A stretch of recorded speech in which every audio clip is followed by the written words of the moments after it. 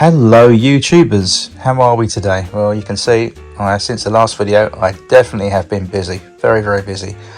It's Sunday evening, late Sunday evening, but all day yesterday, Saturday, I started at 10:30 in the morning and didn't finish till gone 10 o'clock in the evening. I spent the whole day non-stop laying the track on the baseboard and getting the underlay cut and fitting underneath and ironing out any problems. And it just reminded me of the old days when I was on a 12-hour possession on the P-way, mucking about with the full-size train set track. Anyways, it's all done, so all I've got to do now is just to give this track a good clean for any little bits of glue on there that I've got, and then once the track's been given a buff over, I'm going to just connect it and wire it up, and hopefully everything should work. I'm just waiting on some wire that I ordered through eBay, some layout wire, and once that comes I'll get everything connected up. But I'm very pleased with the result so far.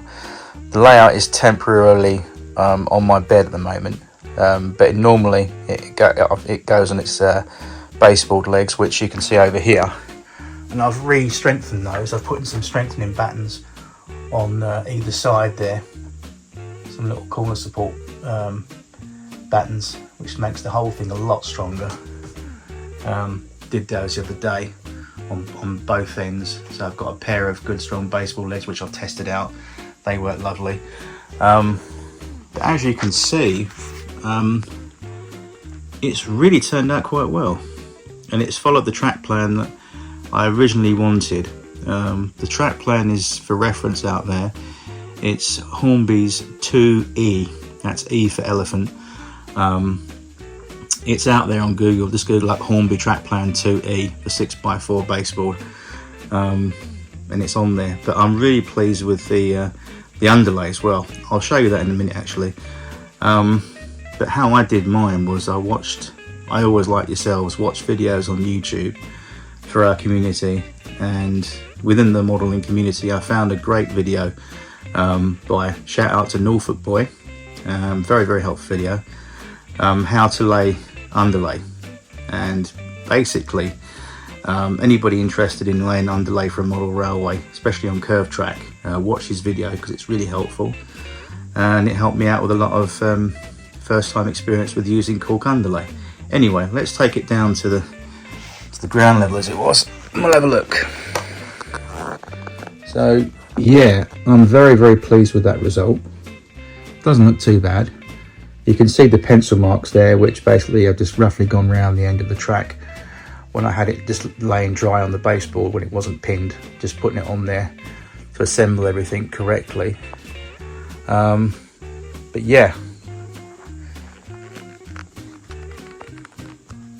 very pleased with that, and once it's all finished it will look even better.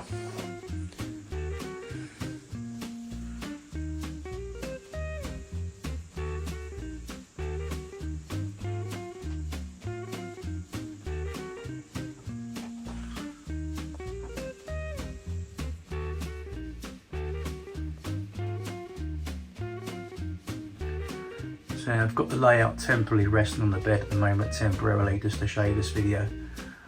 But everything's finished.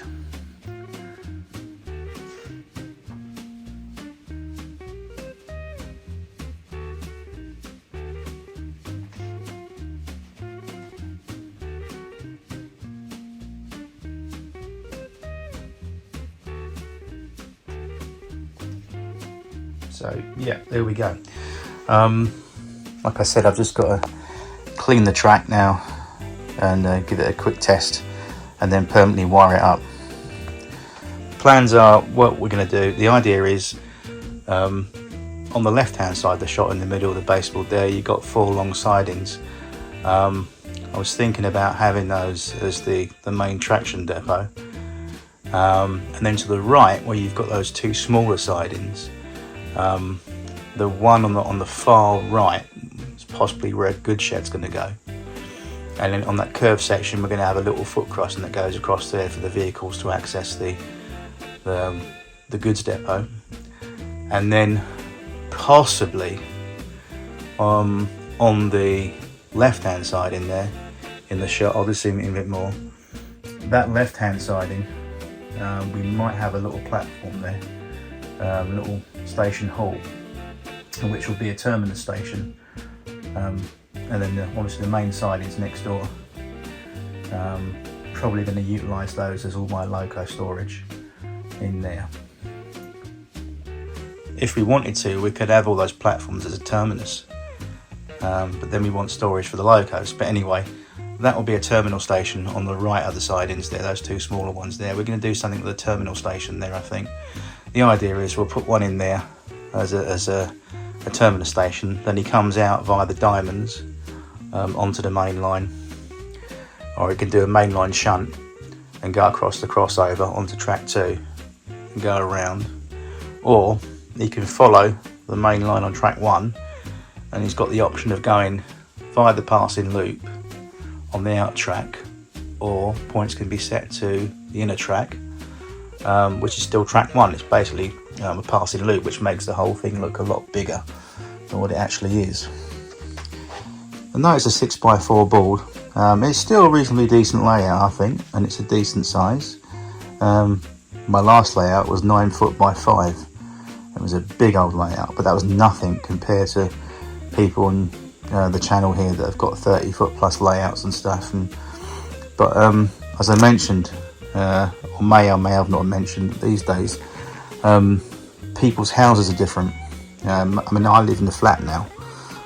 Previously the property we lived at was an old 3-bedroom house, and obviously there was much more space and the rooms were a lot bigger. But most of the houses that are getting built these days, you've barely got room for even 8x4, let alone 6x4. So, but this will keep me entertained definitely for hours.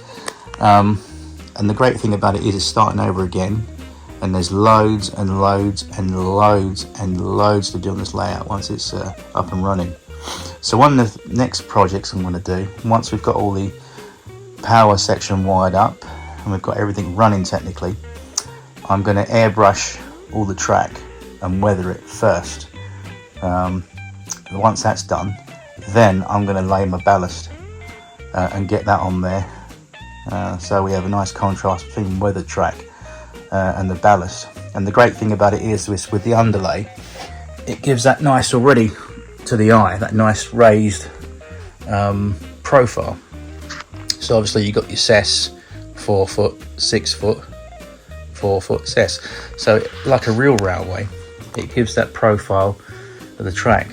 So this is my first experience of using this underlay stuff, and I'm very impressed with it so far. It's got a nice profile, believe it or not, and it's going to reduce the noise obviously of the trains and the layout. What you don't want, the mistake I made in the past is every single layout I've designed and built, I laid the track directly on the baseboard, and it is quite noisy with the ballast. So this is much better. All the track is new, with the apart from some third radius 605 Hornby curves that I had lying around spare. I wasn't sure if I was going to use them, and my gosh, I was so glad I kept them, because I had to use them. Because one of the things about this layout is, although I got the Hornby design from their track plan online, unfortunately it didn't code the track sections you needed. In the old days, if you always remember out there, the track plans or track book that Hornby used to produce, the hard copy, all the colour coded sections gave you the catalogue numbers for each piece of track that you needed. This one didn't, so I had to do a lot of guesswork, and luckily I pulled it off. But yeah, I'm really happy, and that is that. What else have I got to do? I've got to trim that far end side on the right hand side. Just got to get the Dremel, probably maybe tomorrow or another day, and just cut that back a little tiny bit, and just once everything's cleaned and connected up, then I can start to play around with it and start to add things. One of the things I've got to check for is platform height, because obviously raising the track off the baseboard with this underlay, obviously again from this profile shot here you can see it doesn't look much, but if the, excuse my finger, but if the platform is going to go here, for example, which it's not, but if it's going to go here for argument's sake, the profile, just like the real railway, is much higher. So we're going to have to probably pack out the platform, maybe with a little bit of cork underlay. I've got loads of the stuff. I ordered 3 rolls, and the deal was you buy one, you get one free. So I technically got 4 rolls of stuff, and it's brilliant stuff, I must admit. I've packed out the level crossing, as you can see. Just glued and wedged a bit underneath there, and on that side as well. And once it's all weathered and painted and dressed, you'll not know that's there. But yeah, really super excited so far. Unlike the last layout, I think I'm going to leave this level crossing surface as it is with the road markings on.